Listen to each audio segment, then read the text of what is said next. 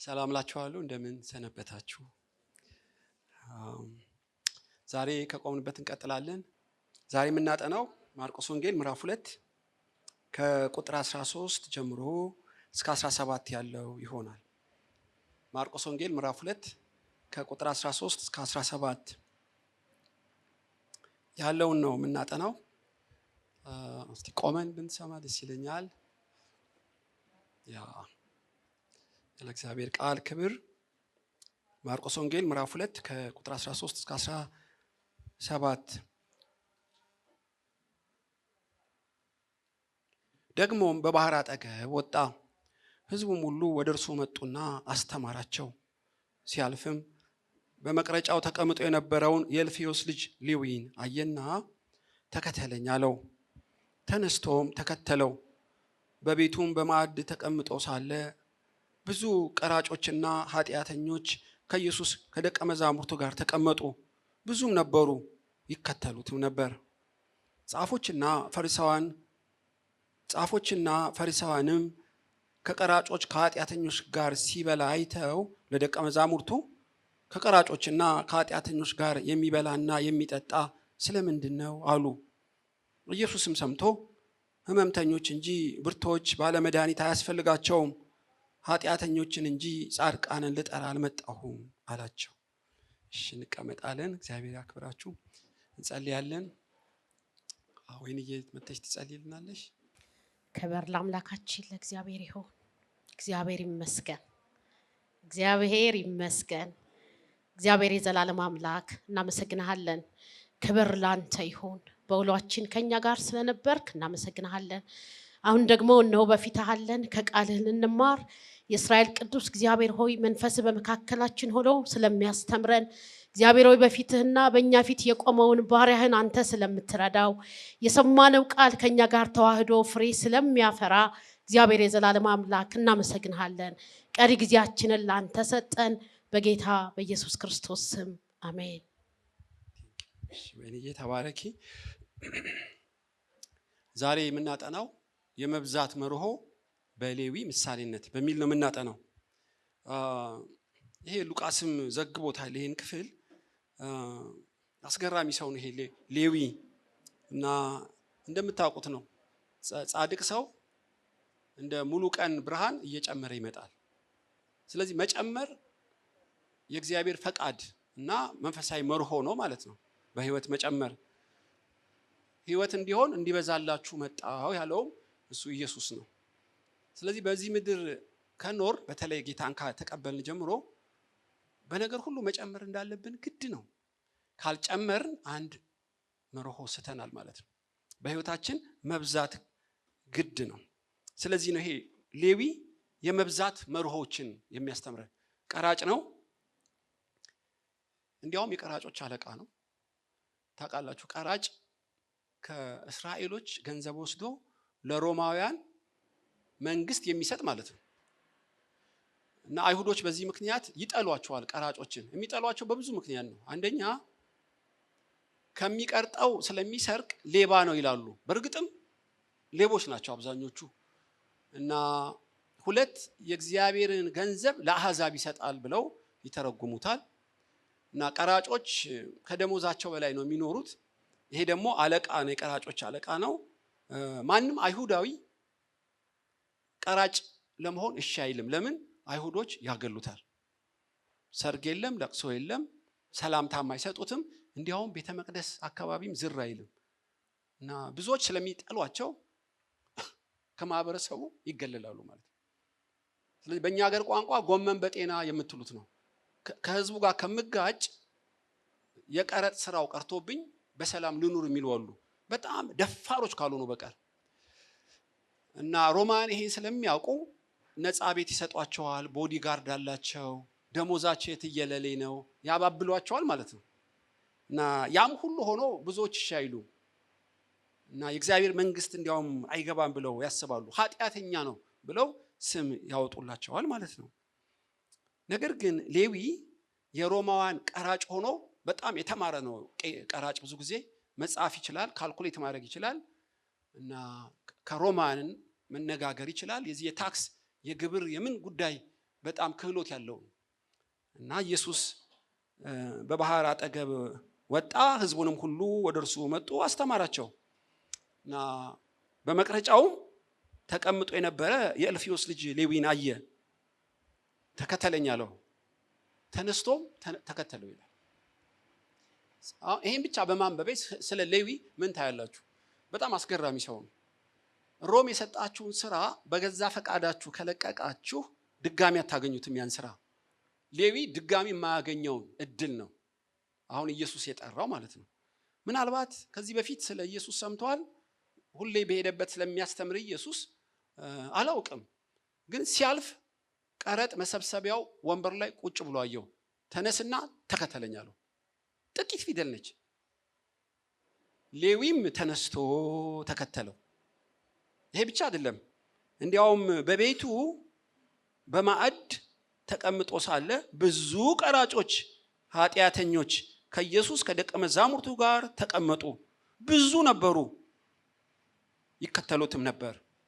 ስለዚህ ሌዊ ብዙ ቀራጮችን በቤቱ ጠራቸው ማለት ነው። አለቃቸው ስለሆነ የቀድሞ ጓደኞቹን ጠራቸው። ብዙ ነበሩ። ኢየሱስና ሐዋርያቱንም ጠራቸው። ምን ማለት ነው? በይፋ ኢየሱስን ተቀብያለሁ፣ በይፋ መከተል ጀምሬያለሁ፣ እናንተም እንደኔ ከፈቀዳችሁ እነሆ ኢየሱስ ብሎ ኢየሱስንና የመስሪያ ቤት ጓደኞቹን አገናኛቸው ማለት ነው። አሁን ቀራጭ ከመሆን በላይ አደጋው ኢየሱስን መከተል ነው። ለምን? ኢየሱስን ከተከተልክ አይሁዶች ጠቅላላ ነው የሚነሱብህ። እና ሌዊ አንድ ቅጽል ስም ሰጠውት ማለት ነው። በዚህ ማንነቱ ይመንበት እንጂ የማይፈራ ማንነት አለው። በህይወታችን ለመጨመር ላመንክበት አትፍራ ማለት ነው ባጭሩ። ሌዊ ይመንበት እንጂ ክፉም ቢሆን ይመንበት እንጂ መልካምም ቢሆን ወደኋላ የሚል አይደለም። ቀራጭነት መልካም ነው ብሎ ካመነ ቁጭ ነው የሚለው። ይሉኝታ ይዘውም ሰውን አይፈራም ማለት ነው። ከዛ በላይ አደጋ ገጠመው። ተነስና ተከተለኝ ማለት ቀላል አይደለም። በዛ ዘመን ኢየሱስን መከተል ሞትን መምረጥ ሊሆን ይችላል። አይሁዶች በሙሉ ፈሪሳውያን፣ ሰዱቃውያን አይወዱትም። ቀናተኞች ከበውታል። እና ኢየሱስን መከተል ቀላል አይደለም። ቤተሰብህን፣ ክብርህን ሁሉ ሊያሳጣ ይችላል። ሌዊ ግን ተነስቶ ተከተለው እና ላመነበት ነገር የማይፈራ ነው ማለት ነው ሌዊ። ማቴዎስ ወንጌልን የጻፈ እንደሆን ታውቃላችሁ። ሌዊ ሁለት ስም ነው አይሁዳዊ ያለው፣ አንዱ ሌዊ ነው፣ ሁለተኛው ማቴዎስ ነው። እና ለአይሁድ ሁሉ የሚሆን ለዓለም ሁሉ የሚሆን ታላቅ መጽሐፍ ነው የጻፈው መጽሐፍ ማቴዎስ ወንጌልን። ግን ከዛ በፊት በህይወቱ እንዲጨምር ብዙ ሐዋርያት አሉ፣ ኢየሱስ ተከተሉኝ ያላቸው ብዙ አሉ። የሌዊ ግን ልዩ ነው። ለሚያምንበት የማይፈራ ማንነት አለው ልላችሁ ነው። በህይወታችን የማንጨምረው ብዙዎቻችን ስለምንፈራ ብናምንበትም ሰዎች ካዘኑ ዝም እንላለን። እና የማያምኑትን የሚኖሩ ብዙ አሉ። ኢቭን የማያምኑትን የሚናገሩ ብዙ አሉ። በጣም ጥቂት ናቸው ላመኑበት ሳይፈሩ እርምጃ የሚወስዱ የተባረኩ ናቸው። በእርግጥ ዋጋ ቢያስከፍላቸውም፣ ነገር ግን ፍርሃት ቅጣት አለው። የሚፈራ ሰው ፍቅሩ ፍጹም አይደለም ተብሎ በመጽሐፍ ቅዱስ ተጽፏል። እንዲያውም ጳውሎስ ለጢሞቴዎስ የፍርሃት መንፈስ አልሰጠንም ይላል። ፍርሃት መንፈስ ነው እንዴ? አዎ ንክኪ ያለው ይመስለኛል። ራስን የመግዛትና የኃይል እንጂ የፍርሃት መንፈስ አልሰጠንም። ልጄ ጢሞቴዎስ ለምን ትፈራለህ ይለዋል ማለት ነው። ጌታን ተቀብለን መኖር ስንጀምር አንዱ ሰማያዊ ብጽዕና ያለ ፍርሃት እንድናገለግለው የመዳን ቀንድ አስነሳልን ይላል ዘካርያስ በመንፈስ ቅዱስ ተሞልቶ። ስለዚህ ኢየሱስን አምነን የዘላለም ሕይወት እንድናገኝ ብቻ ሳይሆን ያለ ፍርሃት እንድናገለግለው ነው ኢየሱስ በመስቀል ላይ ሞተው። አንዱ መስቀል ላይ የተገደለው ፍርሃት ነው። ይገርማቸዋል። እና ብዙ ሰዎች ስለሚፈሩ በመንፈሳዊ ገድል ብዙ በህይወታቸው አይመዘገቡ። ከመጠን በላይ ብዙ በፍርሃት የተነሳ የኛ መሆን ሲገባው ልንበዛ ልንጨምር ሲገባን ያልበዛንበት ብዙ ምክንያት አለ። ፍርሃት ታውቃላችሁ፣ ሰውን መፍራት ወጥመድ ነው። ስጋን የሚገድሉትን አትፍሩ፣ ስጋንም መንፈስንም ነው ነፍስን የሚገድለውን እርሱን ፍሩ፣ ስጋን የሚገድሉትን አትፍሩ ብሎ ጌታ ኢየሱስ ይናገራል።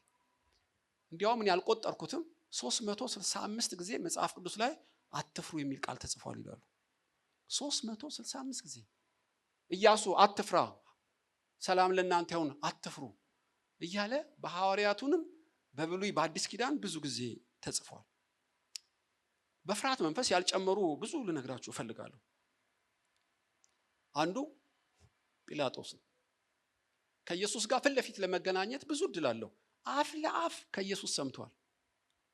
ጲላጦስ ለሞት የሚገባ ምንም እንዳላደረገ በአፉ መስክሯል፣ በምርምሩ አረጋግጧል። ኖ ኢየሱስ ሊሞት አይገባውም ፈትቼዋለሁ ለማለት ስልጣን አለው። አይሁድን ስለፈራ ኢየሱስን ለአይሁዶች አሳልፎ ሰጠ። በርባንን ፈታላችሁ አታሙ። ፈራጅ ነው፣ የሚፈርደው ግን በሰው ግፊት ነው። እና ብዙ ሰው የሚያስፈራው ሰው አለ። እውነት አንዳንዴ ብዙ ተከታይ የላትም። ስቀለው ስቀለው ብለው ብዙ ሰው ሲጮህ እኔ የለውበትም በሚል እጁን ታጥቦ እንካችሁ ብሎ ደብዳቤ ሰጣቸው። የመስቀል ደብዳቤ ሰጣቸው። አንዳንድ ሰው የሚናገረው የሚፈርመውም ያመነበትን አይደለም።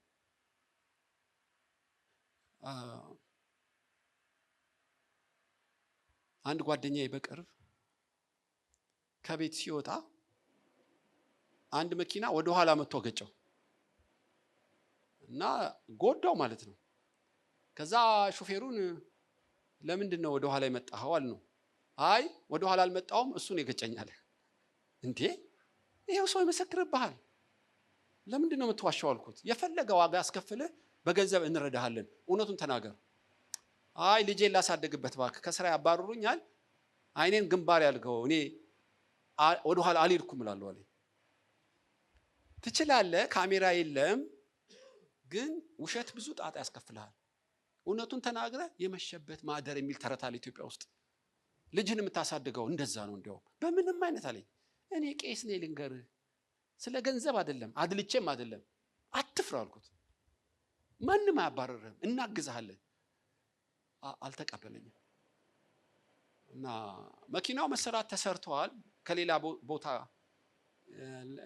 የዋሸው ሰው ግን ንስሐ ካልገባ በቀር በጣም ከባድ ነው። ለምን ፈራ?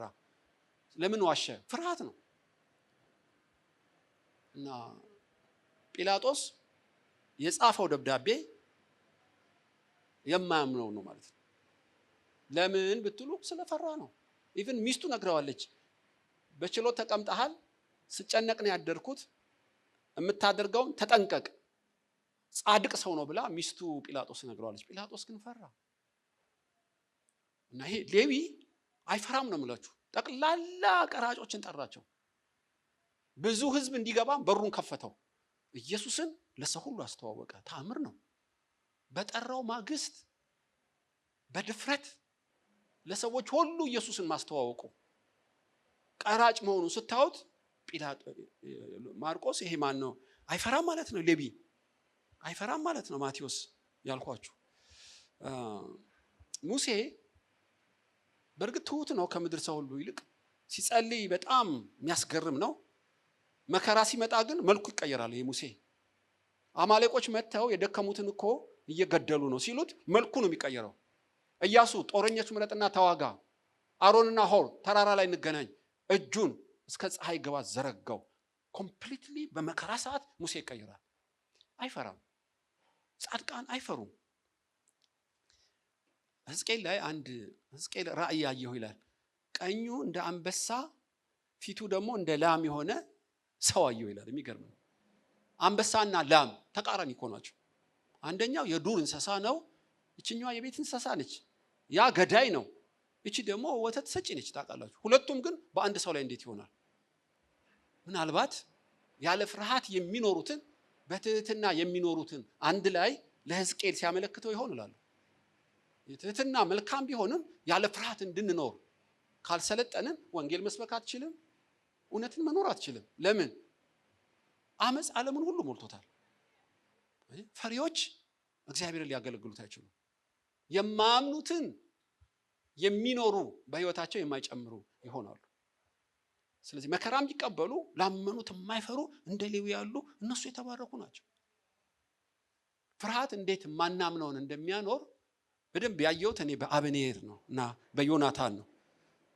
ከዚህ በፊት ተናግሬ ይሆናል። በእርግጥ አበኔር የሳኦል መከላከያ ሚኒስትር ነው፣ የንጉሥ ሳኦልም ዘመድ ነው። እና አይኑ እያየ አበኔር አይኑ እያየ ዳዊት ለንግስና ተቀባ። ንጉሥ ባለበት ሌላ ንጉሥ ተቀባ ነው የምላችሁ። ለአበኔር ፈተና ነው። ወይ ደሞዝ የሚከፍለው ዘመዱን ሳኦልን ያገለግላል፣ ወይም የተቀባው ዳዊትን ያሳድዳል። አይ እውነት ከዳዊት ጋር ነች ብሎ የፈለገ መከራ ይምጣብኝ ዳዊትን አግዛለሁ ካለ ደግሞ መከራ ይከተለዋል ማለት ነው። አበኔር ዳዊት እንደተቀባ ከእግዚአብሔር እንደሆነ እያወቀ ለሳኦል ወግኖ እድሜውን በሙሉ አሳደደው። ትዝ ይላችኋል፣ ሲሞት አበኔር ቀብሩ ላይ ዳዊት ምን አለው? አበኔር አበኔር እጅህ አልታሰረም፣ እግርህ አልታሰረም፣ የሰነፍ ሞት ሞት ካለው ምንድን የሰነፍ ሞት የሞተው? ዘመኑን ሁሉ ያገለገለው ለሳኦል ነው። ሳያውቅ አይደለም። ዳዊት እንደተቀባ እያወቀ የእግዚአብሔር መንግስት ከሳኦል እንደራቀ እያወቀ ሳኦልን አገለገለ። ለምን ብትሉ እኔ ስለፈራ ነው የሚመስለው። ክብሩ እንዳይዋረድ፣ ደሞዙ እንዳይቀንስ፣ መከራ እንዳይገጥመው የማያምነው ቢሮ ውስጥ ነው የተቀመጠው። አበኔር የማያምነውን ፊርማ ነበር ሲፈርም የኖረው። ለሳኦል ዘመኑን ሁሉ አገለገለ። ከፍርሃት የተነሳ የማያምኑትን የሚኖሩ እንዳሉ ልነግራችሁ እፈልጋለሁ። በዛው ዘመን አበኔር ባለበት ዘመን ዮናታን ነበረ። ከሳኦል ቀጥሎ እኮ የሚነግስ ነው ዮናታን። የበኩር ልጅ እኮ ነው፣ የሚወደው ነው። ነገር ግን ከእውነት ጋር ወገነ። አባቴ ሆይ ዳዊት ምን አረገ? አንተ የሴት ልጅ ብሎ ጦር ወረወረበት። ዮናታንም ትቶት ቤተ መንግስቱን ትቶ ይወጣ። እንዲያው እግዚአብሔር ካንተ ጋር ነው፣ አይዞ አባቴ አያገኝህም፣ ልቤ ካንተ ጋር ነው፣ በርታ አለው። አስገራሚ ነው። አየህ፣ ከዳዊት ጋር መወገን ብቻ አይደለም፣ በጣም ይወደው ነበር። ለምን? እውነት ከዳዊት ጋር ነች። አባቱ ቢሰድበው ጦር ቢወረውርበትም ነገር ግን ለእውነት ነው የኖረው። ዮናታን ሲሞት ዳዊት ያለቀሰለት ትዝ ይላችኋል። ከሴት ይልቅ ፍቅርህ ለእኔ ልዩ ነው ዮናታን፣ እንደ ንስር ነው፣ ፈጣን ነህ እኮ፣ እንዴት አንተ ትሞታለህ? ስለ አንተ እጨነቃለሁ እያለ አስገራሚ ቀኔ ነው የተቀኘለት። እና በዘመኑ የእግዚአብሔርን ሐሳብ አገልግሎ ሞተ ዮናታን። አበኔር ግን በፍርሃት የሰው ሐሳብን አገልግሎ ሞተ። ብዙ ገጥመውኛል። እኔ ያው ብዙ ዓመት ስላገለገልኩ ኮምፕሊትሊ የማያምኑትን ስለፈሩ ብቻ የሚናገሩ የሚኖሩም አሉ። በጣም ጥቂቶች ስለ እውነት መከራ የተቀበሉ አሉ። እና ሌዊ አይፈራም ነው የምላችሁ። ኢየሱስን ብቻ አይደለም ጠቅላላ ቀራጮችን ብዙ ሕዝብም በቤቱ ጠራቸው በይፋ። ምን አይነት የጽድቅ ድፍረት! ምን አይነት እንደ አንበሳ ያለ ልብ አለው ነው የምትሉት። እግዚአብሔር በሕይወቱ እንዲጨምር የረዳው ሌዊ ላመነበት ስለማይፈራ ነው።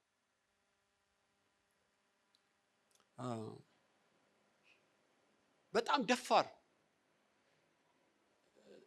ደፋር ስላችሁ ጉራ አይደለም፣ ጀብዱ አይደለም፣ ትቢትም አይደለም። ከእምነት የሚወጣ ቅዱስ ድፍረት የተሞላ መጥምቁ ዮሐንስ። እገረማለሁ። እናንተ የእባብ ልጆች ይላችኋል፣ በድንጋይ እኮ ልትወጉ ትችላላችሁ። ንጉሥ ሄሮድስ የወንድምን ሚስት ፍታ ይለዋል። ሄሮድስ እኮ ገዳይ ነው። ዮሐንስ የሞተው በዚህ ቅዱስ ድፍረቱ ነው ማለት ነው። ማንም በሱ ልክ ሊደፍር አይችልም በእውነት። ለምን? ለእውነት መወገን፣ ያለ ፍርሃት እውነትን መናገር ዋጋ ያስከፍላል። እውነትን አውቀው አይዋሹም፣ እውነትም አይናገሩም፣ ዝም የሚሉ አሉ። እሱ ራሱ ከባድ ዋጋ ያስከፍላል። እያወቁ ዝም ከማለታቸው የተነሳ ውሸት ገኗል እና እውነተኞች ዝም ስላሉ ውሸተኞች ይበረታሉ። ታውቃላችሁ። እና ይሄ ሌዊ አይፈራም። ኢየሱስን ለመከተል አይፈራም። ቀራጭ ለመሆንም አይፈራም። ይመንበት እንጂ ብቻ። አንዳንድ ሰው እኔ ገጥሞኛል፣ በልቡ የሚያስበውን ተናገር በለው ሌላ ነው የሚናገረው፣ የተናገረውን ጻፍ በለው ሌላ ነው የሚጽፈው። አንድ አይነት አይደለም። ሌዊ ግን በልቡ ያለው የሚናገረው የሚኖረውም እኩል ነው። አስገራሚ ነው እንዲህ ያለ ማንነት። በህይወቴ ለመጨመር ምን ላርግ? እውነት ይሁን እንጂ ቅዱስ ድፍረትን መለማመድ አለብኝ። ፈሪዎች አይጨምሩም፣ እንዲያውም እየቀነሱ ነው የሚመጡት። ለእውነት በጽድቅ መቆም ነው አንደኛው። ሁለት ሌዊ በህይወቱ እንዲጨምር የረዳው ምንድን ነው? የደረሰበትን የያዘውን የመተው አቅም አለው። የሮም እኮ ደሞዝ የሚተው አይደለም። ያ ቢሮ እድል ነው እኮ። ተነስና ተከተለኝ ሲለው ትቶት ሄደ። ብዙዎች አይተውም ይሄን ነገር። ላስብበት ሊል ይችላል። ኢየሱስ የጠራኝ ቦታ ባያዋጣኝስ ይላል። ብዙ ነገር ነው የሚያስበው በእውነት። ሌዊ የደረሰበትን ለመልቀቅ የተዘጋጀ ህይወት አለው። የሚጨምሩ እንደዚህ ያሉ ሰዎች ናቸው። አንዳንዴ ያለፈውን አንተውም። እንደው ባለፈው ፊልጵስዩስንም እዛ እያስተማርኩ ነበር። ጳውሎስ አሳድድ ነበር፣ ብዙዎችን ገድል ነበር። ኢየሱስ ግን ማረኝ። 4 ነጥብ ዘጋው። ከዛስ የኋላዬን ትቼ ያልያዝኩትን የፊቴን ለመያዝ እዘረጋለሁ። ብዙዎች እንዳይዘረጉ የሚያደርጋቸው የኋላቸውን መተው መርሳታቸው ነው። መልካም ነገር ከሆነ ጥሩ፣ ክፉም ከሆነ እንማርበታለን። ግን ያንተህ ያልያዝከውን ለመያዝ ካልተዘረጋ እቋሪና ረግረግ ነው የምትሆነው። መጨመር አትችልም። ሌዊ ትቶ ተነሳ። እንዲያውም እንዲሁ ነው የሚለው እኮ። ሌዊም ተነስቶ ተከተለው። ተከተለኝ አለው፣ ተነስቶም ተከተለው። ለመነሳት 10 ዓመት፣ ለመከተል 10 ዓመት ይፈጅበታል። ብድግ ብሎ እርምጃ በፈጣን የሚወስዱ እንደ ሌዊ ያሉ የጊዜ ሚስጥር የሚያውቁ ብቻ ሳይሆን ከሚጠጣው ወይን ጠጅ ሌላ የተሻለ ወይን ጠጅ እንዳላቸው የሚያውቁ። እናንተ ፈሪሳውያን፣ ሰዱቃውያን አንድ አይነት ወይን ጠጅ ነው የምትጠጡት። ምናልባት የሚጠጡት ወይን ጠጅ መዝሙርን ይሆናል፣ ትንቢትን ይሆናል፣ ወይም ሕግን ይሆናል። ከዛ የሚበልጥ ወንጌል እንዳለ አታውቁም። አንድ ወይን ጠጅ እየጠጣችሁ ሁሌ ለሱ ነው የምትዘምሩት፣ እሱን ነው የምታደንቁት። የሚበልጥ ወይን ጠጅ ግን እንዳለ አታውቁም። ስለዚህ አሮጌ አቁማዳ ናችሁ ይላቸዋል። ሌዊ ቀራጭነት ነው፣ አጣጥሞታል። የሚበልጥ ክብር ያለው አገልግሎት ተነስ ሲባል ብድግ ብሎ ትቶ ሄደ። ሐዋርያ ሆነ ማለት ነው። ሐዋርያ ብቻ ሆኖ አልተቀመጠም። ብዙ ሐዋርያት ያልጻፉ አሉ። ሌዊ ግን ማቴዎስ ወንጌልን መጻፍ ጀመረ። ሞት ነው እንጂ የከለከለው እድገቱን ማቆም አትችሉም። የሌዊ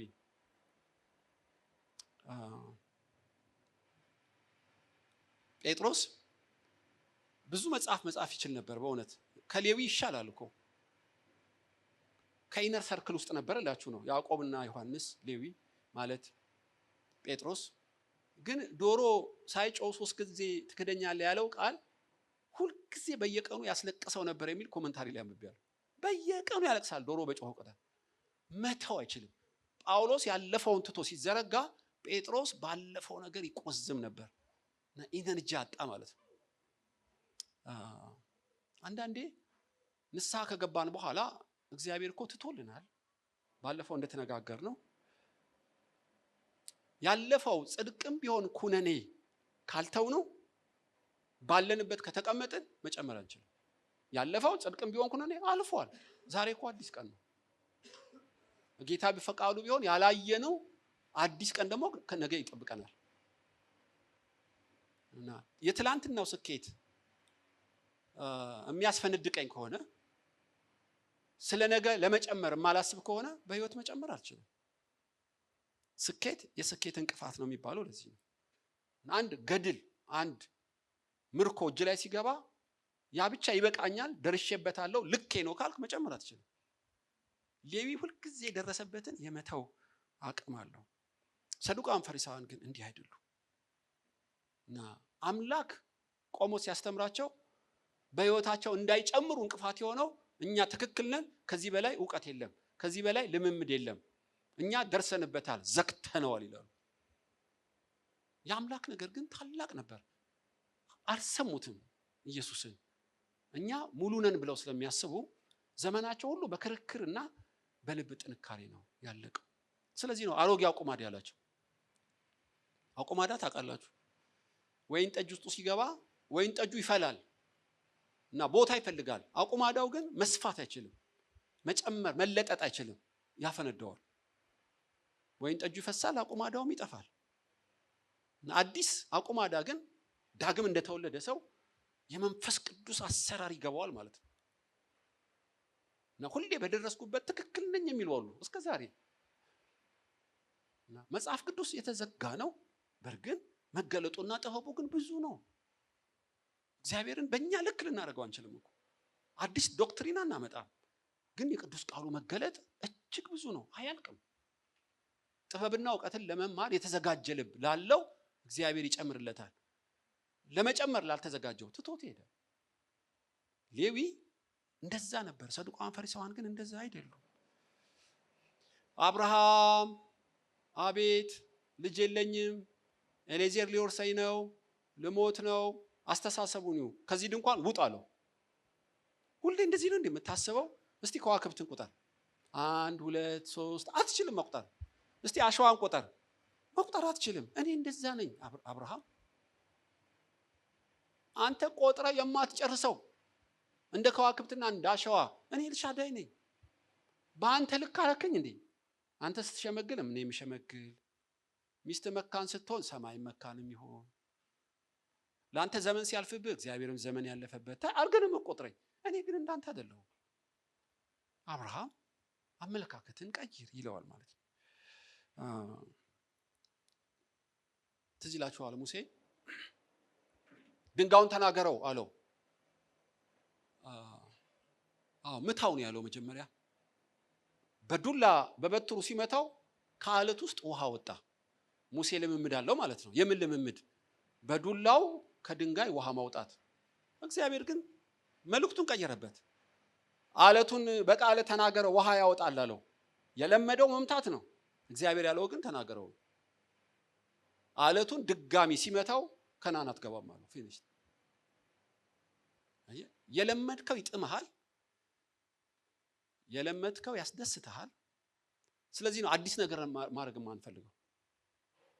እግዚአብሔር ግን በሱ ታምነው እርምጃ ለሚወስዱ የደረሱበትን በመተው አዲስ ነገር ለሚናፍቁ ለሚጠሙ ጸጋን ይሞላል ጌታ። ስለዚህ ጽድቅን የሚጠሙ ይጠግባሉ። መጠማት ግድ ነው።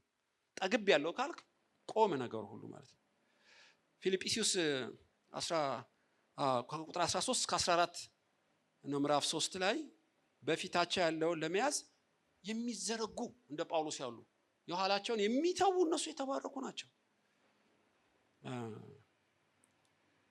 ጳውሎስ ድንቅ ሰው ነው በእውነት። ብዙ አብያተ ክርስቲያን ከፍተዋል በእግዚአብሔር ጸጋ። ግን ጠጋ ብላ ብታናግረው ሮም ለቄሳር ወንጌል መስበክ አለብኝ ይልሃል። የመጨረሻው ቁንጮ ባለስልጣን ነው ቄሳር። በቄሳር ፊት ልቆም ይገባኛል። ድንቅ ነው። እንዲያውም በክርስቶስ ሞቱን መስለው ዘንድ እመኛለሁ። ምን ማለት ነው ሞቱን መስለው ዘንድ? ለሰው ልጆች ሁሉ ሊሰቀል ማለቱ አይመስለኝም።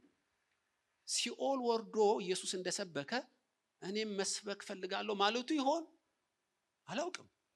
በሞቱ መስለው ዘንድ እመኛለሁ። ድንቅ አለው እና በደረሰበት ባገኘው አይቀመጥም።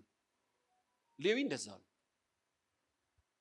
የደረሰበትን እየተወ ያልያዘውን ለመያዝ የሚዘረጉ እነሱ ናቸው በህይወታቸው የሚጨምሩ። ዮሴፍ በዚህ ደስ ይለኛል በእውነት። ህልም ነገረው፣ ይበቃኛል አይልም። ህልም ይተረጉማል፣ ይበቃኛል አይልም። ጳጢፋር ቤት አሳልፎ ሰጠው፣ ይበቃኛል አይልም። ወህኒ ቤቱን አሳልፎ ሰጠው፣ ይበቃኛል አይልም። ለፈርዖን ነግረህ ከዚህ ቤት አውጣኝ ይለዋል። ትክክል እኮ ላይሆን ይችላል፣ ቸኩሏል ዮሴፍ። እግዚአብሔር በጊዜው ያወጣዋል። ልቡን ግን ነው የምነግራችሁ። ልቡ አውጣኝ፣ ጨምር፣ አውጣኝ፣ ጨምር የሚል ልብ ነው ያለው። እግዚአብሔርም ዮሴፍን ክብርን ያጠገበው ታውቃላችሁ። በግብፅ ሁሉ ላይ ፕራይም ሚኒስትር ደረጃ ግብፅንና መካከለኛው ምስራቅን እስኪመግብ ድረስ እግዚአብሔር በዮሴፍ ታላላቅ ስራ ሰርቷል። አዲስ ኪዳን ግን በእጁ አልነበረም። ኢየሱስንም በሩቅ አይቶ ነው የተሳለመው።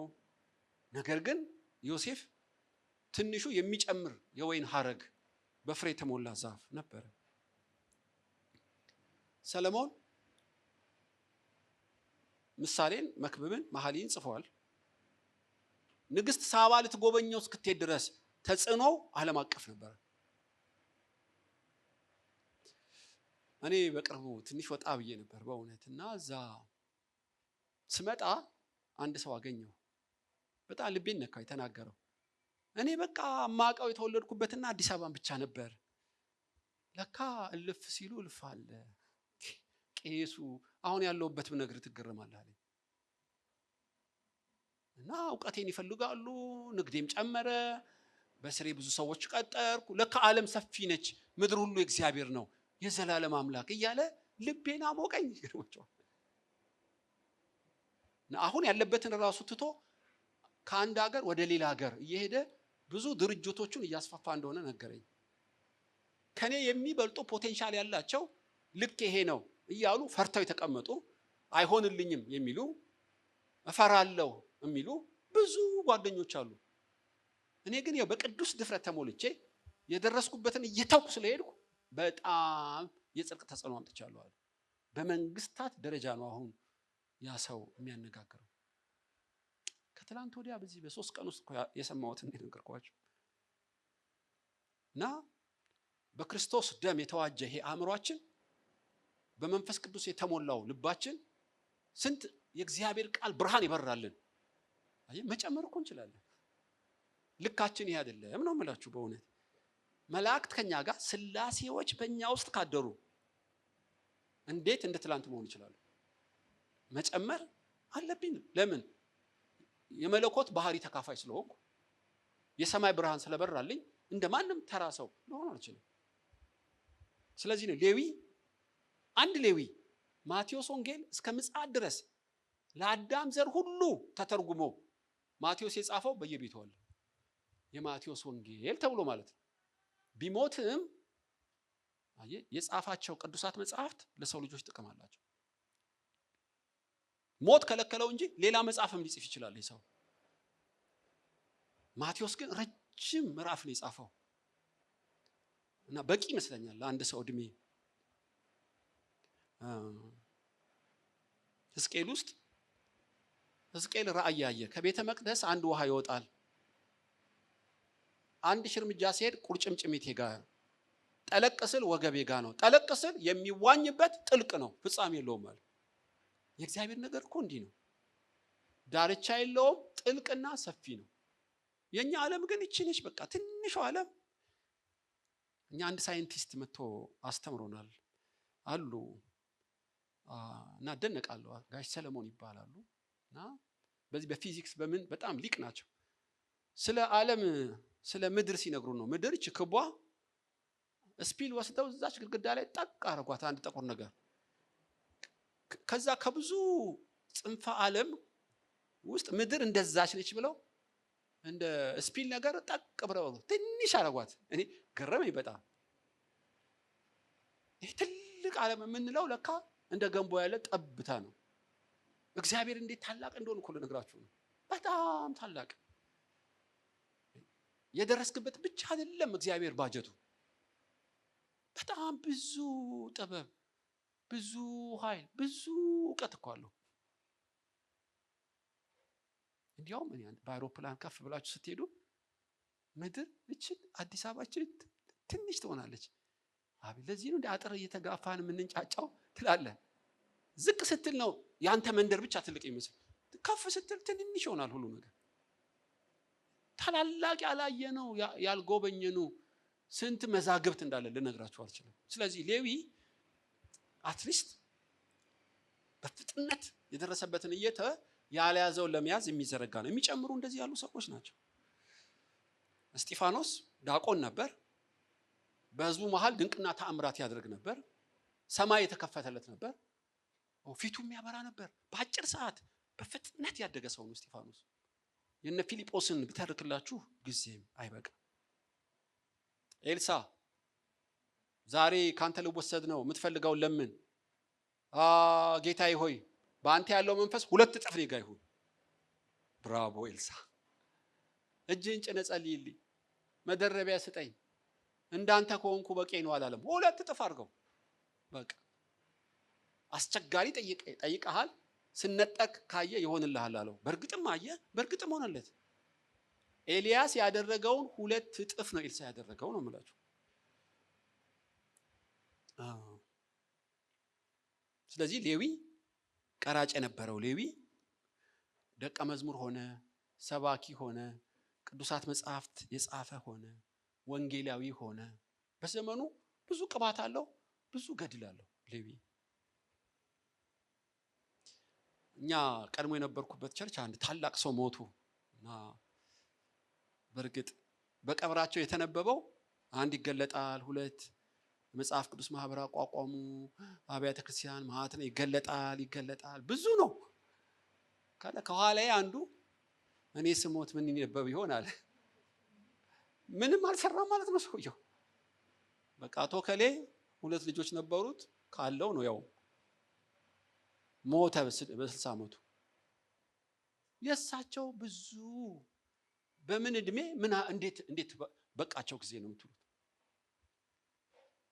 አንዳንዱ ይመሽበታል፣ ይነጋበታል። ትላንት ያው ነው፣ ከነገ ወዲያም ያው ነው። ስለመጨመር ብዙ አይጨነቅም። ሌዊ ግን እንደዛ አይደለም።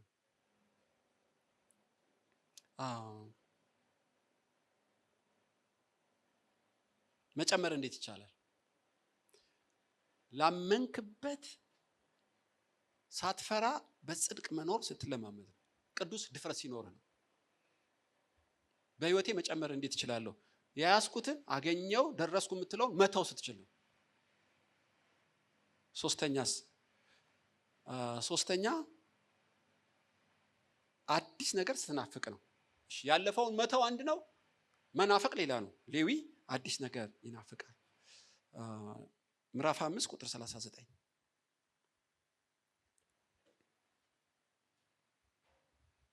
5 ምዕራፍ 2 ቁጥር 30 ምዕራፍ 2 በቤቱ ማዕድ ተቀምጦ ሳለ ብዙ ቀራጮች ኃጢአተኞች ኢየሱስ ከደቀ መዛሙርቱ ጋር ተቀመጡ። ብዙ ይከተሉትም ነበር። ብዙ ነበሩ ይከተሉትም ነበር። ጻፎችና ፈሪሳውያን ከቀራጮች ከኃጢአተኞች ጋር ሲበላ አይተው ለደቀ መዛሙርቱ ከቀራጮች ከኃጢአተኞች ጋር የሚበላ የሚጠጣ ስለምንድን ነው አሉ። ኢየሱስ ሰምቶ ሕመምተኞች እንጂ ብርቱዎች ባለመድኃኒት አያስፈልጋቸውም፣ ኃጢአተኞችን እንጂ ጻድቃንን ልጠራ አልመጣሁም። እሺ ማቴዎስ ወንጌልን ላንብብላችሁ። እዚህ ጋር ጽፌያለሁ፣ ይቅርታ። የሉቃስ ወንጌል ምዕራፍ 5 ተመሳሳይ ነው። ሉቃስ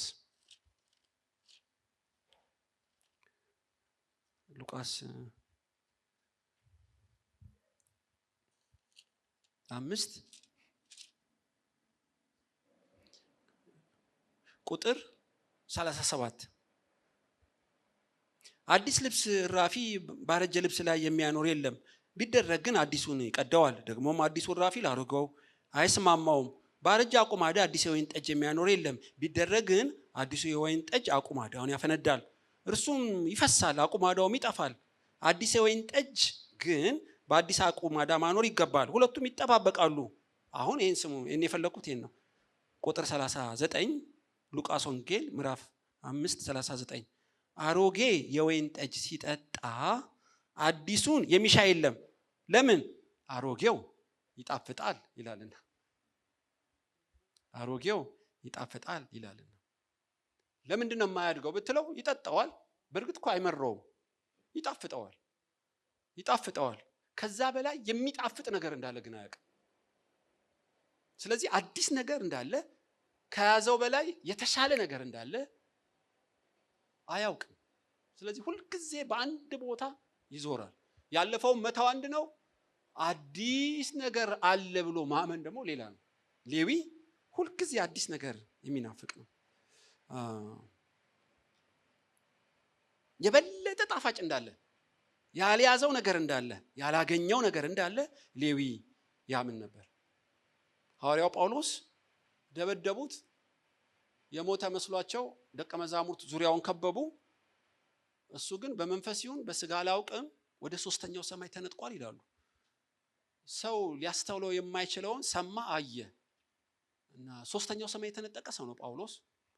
በልሳን ብትሉ ብዙ ልሳን ይናገራል። በእውቀት ብትሉ በጣም ብዙ እውቀት ነው ያለው። ግን ሲጽፍ የቃሉን መገለጥ አገኝ ዘንድ ለምኑልኝ ይላችኋል። 14 እኮ መጽሐፍ ጽፏል ዕብራውያን እሱ ከሆነ። ነገር ግን የቃሉን መገለጥ አገኝ ዘንድ ለምኑልኝ ይላችኋል። አዲስ ነገር ሁሌ ይጠማል ማለት ነው። ዳንኤል እጅግ የተወደድክ ሰው እባክህን ጌታ ሆይ ጥበብና ማስተዋልን ስጠኝ። በህልምና እኮ በትንቢት የበለጠገ ሰው ነው። የጸሎት ርዕሱን ብትገልጡ ግን ጥበብ ጨምር፣ ማስተዋል ጨምር፣ እውቀት ጨምር። እግዚአብሔርም እጅግ የልብ ስፋት ብዙ ጥበብ ሰጠ። አዲስ ነገር ይናፍቃሉ። ሙሴ ያላየው ተአምራት ምንድን ነው? ምን አደርግልህ ዘንድ ትወዳለህ? ዱላውን እባብ ማድረግ ነው? መና ማውረድ ነው? የዕለት እንጀራው ነው የምታውቁት። ጌታ ሆይ አይበቃኝም፣ የምትፈልገው ነገር አለ፣ ፊትህን አሳየኝ። የመጨረሻ እኮ ጥያቄ ነው። ድምፅ ነው፣ ክብር ነው፣ ዳመና ነው፣ ነጎድጓድ ነው፣ ፊትህን ልየው አሉ። ኦ ሙሴ በጣም ጥሩ ነው የጠየከኝ፣ ግን ሰው ፊቴን አይቶ በህይወት ስለማይኖር አለት ውስጥ አስቀምጣለሁ፣ ስንጣቂ ውስጥ ሳልፍ እንዳትሞት በእጄ ጋርድሃለሁ። ካለፍኩ በኋላ እጄን አነሳና ጀርባዬን ታያለህ አሉ። ሙሴም የእግዚአብሔርን ጀርባ አየ ይላል። ያው ስጋና ደም የለውም ታውቃላችሁ፣ ክብሩን ነው ያሳየው ይመስለኛል። የእግዚአብሔርን ጀርባ አየው ተብሎ ተጽፏል። እና በልቡ ውስጥ ያለው ያላየው መዝገብ፣ ያልተከፈተ ደጆች እንዳሉ ስለሚያውቁ የቅዱሳን ጸሎቶች አዲስ ነገር ይጠባበቃሉ። የተጠማ ይጠጣል፣ የተራበም ያገኛል። ተመልከቱ፣ በህሊና ዘመን እነ ሄኖክ ኢየሱስ ከአላፋት መላእክት ጋር ሲመጣ አየ ተብሎ ይሁዳ ጽፏል ስለ ሄኖክ። ገና ጥንት ከነ አብርሃም በፊት የነበረ ሰው፣ ከነ ኖህ በፊት የነበረ ሰው እኮ ነው ሄኖክ። ስለ ምጽአቱ ግን በመላእክት ታጅበው እንደሚመጣ መገለጥን አግኝቷል። አስገራሚ ነው። የመገለጥ መንፈስ ነበረው ማለት ነው። ያ ብቻ ሳይሆን ተንብዮ ነው የሞተው።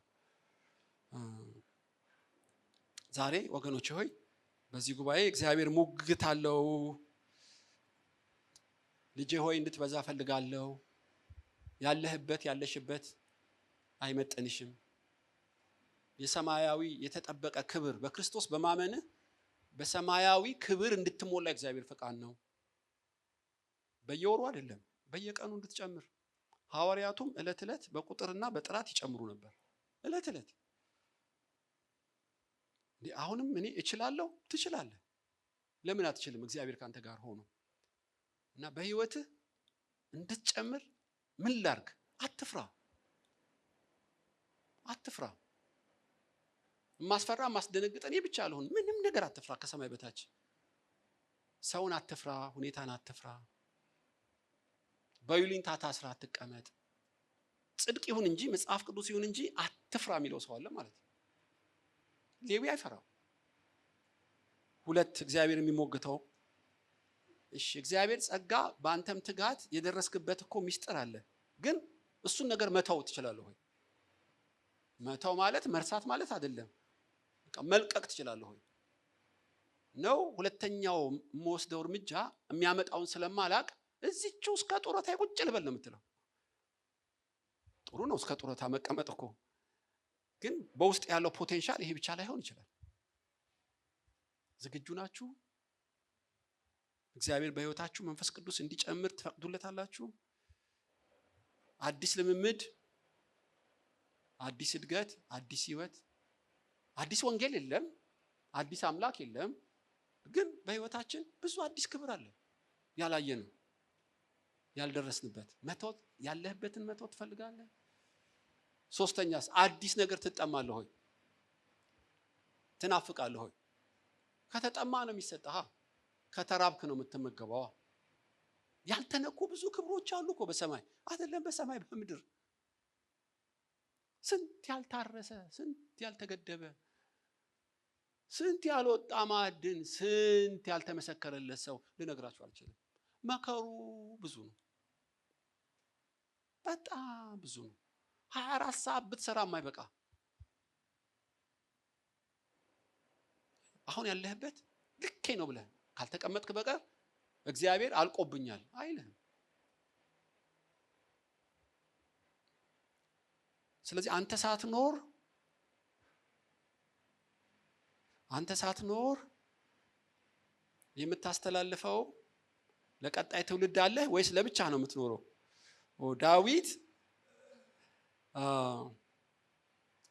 ዳዊት በዘመኑ የእግዚአብሔርን ሐሳብ ማገልገሉ አይደለም፣ ከዘመኑ ውጪም ለሰለሞን ብዙ እንጨት፣ ብዙ ብር፣ ብዙ ግብአት ለቤተ መቅደሱ አስቀምጧል። ከሱ በላይ እኮ ነው ያልተሰጠው። 1 ሚሊዮን ብር ሰጠው እንዲያው ለመቅደሱ። ብዙ ብር፣ ብዙ ወርቅ ይቻላል። እሱ ባልኖረበት ዘመን እጁን ዘረጋ፣ አይደለም ለኖረበት። ጻድቃን ለልጆቻቸው ያወርሳሉ ይላል። የምታወርሱት ነገር አለ። እኔ ብርና ወርቅ ማለት አይደለም፣ ግን ሌዊ ይኸው አንድ ቅዱስ ማቴዎስ ወንጌልን ሰጠን ማለት ነው። በመንፈስ ቅዱስ ተነድቶ ቢሞትም የማይሞት ስራ ቁጭ አድርጎልን ሄደ። እንደኛው 24 ሰዓት ነው ያለው እና ስለዚህ ኢየሱስ የመጣው ኃጢአተኞችን ሊያድን ነው። እንደምታውቁ ደካሞችን ለማበርታት፣ ኃጢአተኞችን ለማዳን ነው። በህይወትም እንዲበዛልን ነው። ስለዚህ ሌዊና ኢየሱስ ተነካኩ። ሌዊ መልክ ቀየረ። መጨመር ነው፣ መብዛት ነው፣ ማፍራት ነው፣ ማደግ ሆነ። በውስጡ ምን ቅመም አለ ብትሉ በዘመኑ ካሉት ሰዎች የተለየው አይፈራም፣ የደረሰበትን ይተዋል፣ አዲስ ነገር ይናፍቃል። ተመቸው፣ ኢየሱስ ተመቸው። በዚህ ጉባኤ መልእክት አለው ጌታ። ልጄ ሆይ እኔን ካገኘ ጀምሮ ጥቂት በጥቂት ህይወት እየጨመረ ነው። አሁንም ግን የእግዚአብሔር ኃይል ብዙ ነው። ኃይሉ ብዙ ሲሆን ጠላቶቹ ዋሹበት ይላል። አትዋሽ። እግዚአብሔር ኃይሉ ብዙ ነው፣ ሊረዳ ሊያግዝህ። ካንተ ውጪ የተተረፈረፈ ህይወት በገዛ እጆቻችን እየሰራን ለሌሎች እንድናካፍል ሁሉ ይሄን እመክራለሁ ይላል። ይቻላል ማለት ነው። በእውነት በምንም ሁኔታ ውስጥ ነው በምድር የምንኖረው ለሌሎች አስተዋጽኦ እንድናደርግ ነው። ሌዊ ለራሱ ብቻ ኖሮ ለራሱ አልሞተም፣ ጨምሯል በጣም በመንፈሳዊ ነገር። በተለይ ይሄው አሻራውን እያየን ነው እና የሄደበት ግራፍ በጣም የሚያስገርም ነው። የኛ ከፍ ስንል ይወርዳል አንዳንዴ፣ የሱ በጣም ነው ግራፉ የጨመረው። እንግዲህ በተሰጠን ዘመን በህይወታችን እንድንጨምር ኢየሱስ ይርዳል።